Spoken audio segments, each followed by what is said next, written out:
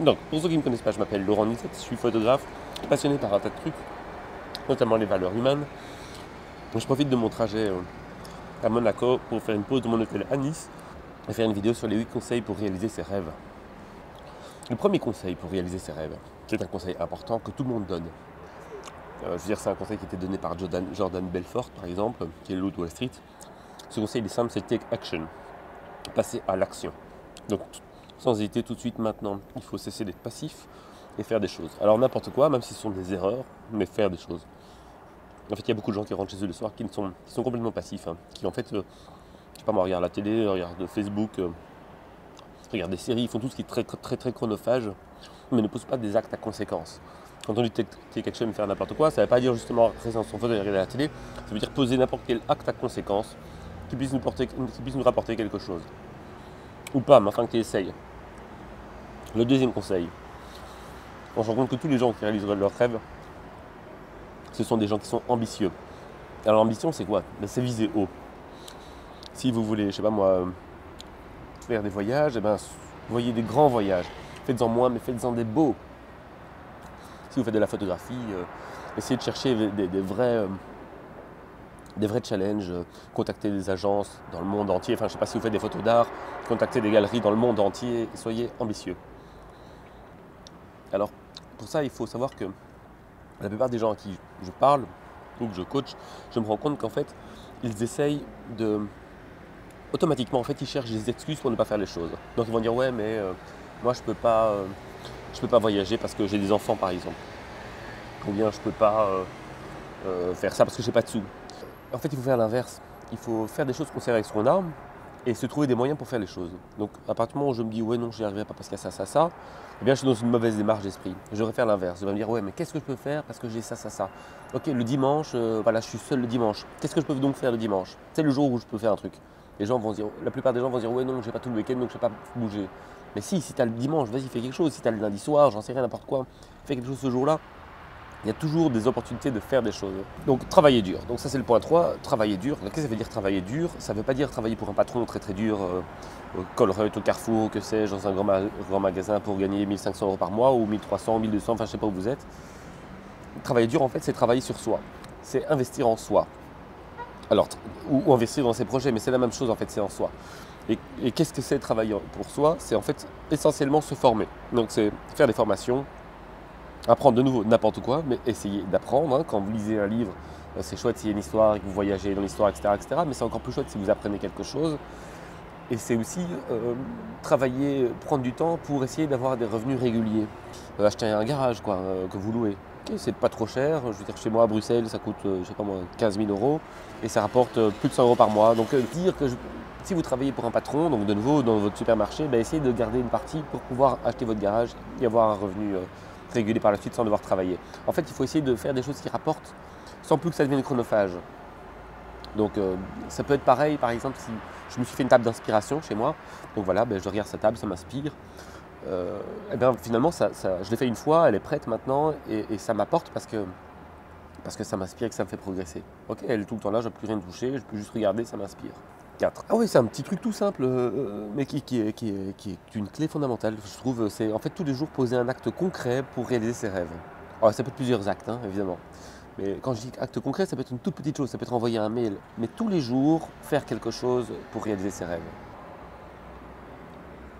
Ok, on y va. Le point 5, c'est un point qui moi, je me suis fait du mal dans ce point. Être entouré de gens qui vous inspirent et pas de gens qui vous castrent. Alors moi, quand il y a un certain temps, j'étais brave et con, je suis toujours brave et con, mais enfin j'étais plus à l'époque. Et donc je m'étais entouré de gens qui allaient mal, qui étaient, je sais pas moi, alcooliques, n'importe quoi, qui allaient mal. Et je passais mon temps à essayer de les aider. Je dis pas que c'est mal d'essayer d'aider, mais enfin j'essayais d'aider des gens qui ne voulaient visiblement pas être aidés parce qu'ils ne progressaient pas vraiment. En tout cas, ils ne s'en donnaient pas les moyens, ou c'était toujours, enfin peu importe, c'est pas le sujet. Mais ça, ce sont typiquement des gens castrateurs. Ou alors des gens qui vont vous critiquer, des gens qui vont... Pourquoi c'est castrateur, vous allez me dire? Parce qu'en fait, comme ils n'arrivent pas à... Comment dire? Ils vous poussent à tout le temps être dans l'échec avec eux. Voilà, je vais dire ça comme ça. Alors d'autres types de personnes castratrices, ce sont les personnes... Il y a 2 jolies filles qui sont en train qui ont fait un jogging, qui sont en train de s'étirer. Enfin, soit. Donc, je vous ferai une petite vidéo du balcon, si vous voulez. Donc, il y a... ou des jolies filles. qu'est-ce que je disais? Les castrateurs. Donc, et puis il y a les gens qui sont tout le temps dans le reproche, qui sont tout le temps dans le jugement, qui sont tout le temps en train de dire oui, mal, bien, etc., etc. Donc ça, à éviter. À la place, en fait, il faut être avec des gens qui nous inspirent. Si vous connaissez quelqu'un qui a fait ça, ça, ça, qui était génial, ok, ça c'est une personne que vous pouvez fréquenter. Toutes les personnes qui réalisent des choses, toutes les personnes qui ont une certaine ambition, en fait, toutes les personnes qui ont les 8 points que je suis en train de citer là, ce sont des personnes qui sont probablement inspirantes et qui sera riche d'avoir dans ses amis. Je ne sais pas, par exemple, mon éditeur, c'est un pote, Bou. J'aime beaucoup passer du temps avec lui, c'est une personne inspirante, parce que c'est une personne qui fait plein de choses. Il y a plein de bruit ici, j'espère que c'est audible ce que je raconte. Pareil, hein, un promoteur, quelqu'un qui vous aide, quelqu'un qui gère des sites web, quelqu'un qui gère de l'art, enfin n'importe qui fait quelque chose, c'est probablement inspirant. Alors, le point 6, il est tout con, c'est avoir des rêves et oser en avoir. En fait, pour réaliser ses rêves, il faut déjà être capable de rêver. Donc il faut déjà être capable de se dire, en fait j'ai envie de ça, en fait j'ai envie de ça, j'ai envie de ça et en fait je le dis clairement parce que je crois que je n'ai vraiment envie et j'essaye de l'avoir. La plupart des gens en fait, il y en a certains qui ont des rêves hein, heureusement, mais la plupart des gens en fait n'osent plus vraiment rêver et n'osent plus vraiment exprimer des envies personnelles. Et ça c'est très très triste comme truc. Alors quel conseil je pourrais donner pour que les gens rêvent? C'est s'autoriser à dire moi j'ai envie de ça. Comme ici par exemple, qu'est-ce que je fais à Monaco? Il y a beaucoup de gens qui se disent ouais c'est pas possible, ou c'est trop cher, et c'est vrai que c'est compliqué, que c'est cher parfois de se payer un bon hôtel ou de prendre l'avion sur un coup de tête, des choses comme ça. Mais d'un autre côté, je préfère travailler plus, me taper mon rêve, me taper un projet, c'est pas un rêve, ça c'est un projet, et que de rester chez moi comme un malheureux pendant 2 jours, finalement à regarder la télé. Quoi. Ouais, c'est peut-être con de dépenser de l'argent mais au moins ça me sort de chez moi, je vis une expérience, je vois d'autres gens, enfin bref. Alors 7. Faire de la place, c'est préserver les relations authentiques humaines. Donc ça c'est hyper important, même pour le bonheur. Réaliser ses rêves, en fait ce n'est pas seul. Moi je suis tout le temps seul, quand vous me voyez, hein, mais en fait je ne le suis pas du tout. Je prends un exemple concret. Par exemple, j'ai un enfant, j'ai un petit garçon qui s'appelle Gabriel. Et beaucoup de gens pourraient croire qu'en fait être papa, ça empêche de réaliser ses rêves. Mais en fait c'est faux. Parce que c'est vrai que c'est une contrainte. Heureusement, sa maman est très très très présente, mais c'est vrai qu'un enfant c'est une contrainte, mais d'un côté c'est en fait beaucoup beaucoup de force. Parce que quand je voyage, en fait je me rends compte que je voyage beaucoup pour lui. Quand je me lève le matin, que je fais des choses, que je travaille ou je ne sais rien moi, en fait je le fais souvent pour lui. Parce que c'est mon fils et que je l'aime, et qui compte sur moi, et que je dois lui apprendre des choses, je dois lui donner un avenir, et que j'ai envie qu'il soit fier de moi. Donc je suis content d'être un symbole pour lui, hein, qu'il soit fier, que son papa explore des pays bizarres. Moi je trouve ça génial. Alors je ne le fais pas que pour ça, mais ça me donne de l'énergie, de la force. En fait, quand je voyage, j'ai toujours un de ses doudous sur moi. Enfin, un de ses anciens doudous.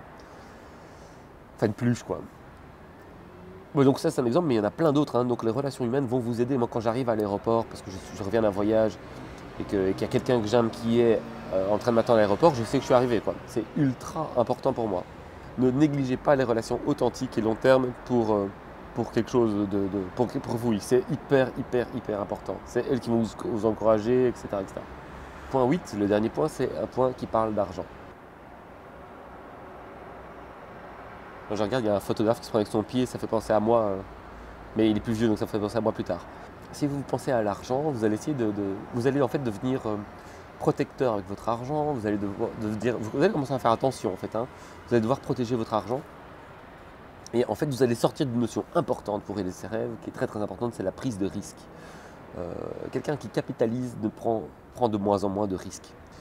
Et ça, c'est vraiment quelque chose de très très dangereux parce qu'en fait, pour réaliser ses rêves, il faut faire l'inverse. Il faut prendre des risques. Il ne faut pas avoir peur d'être sur la paille un jour.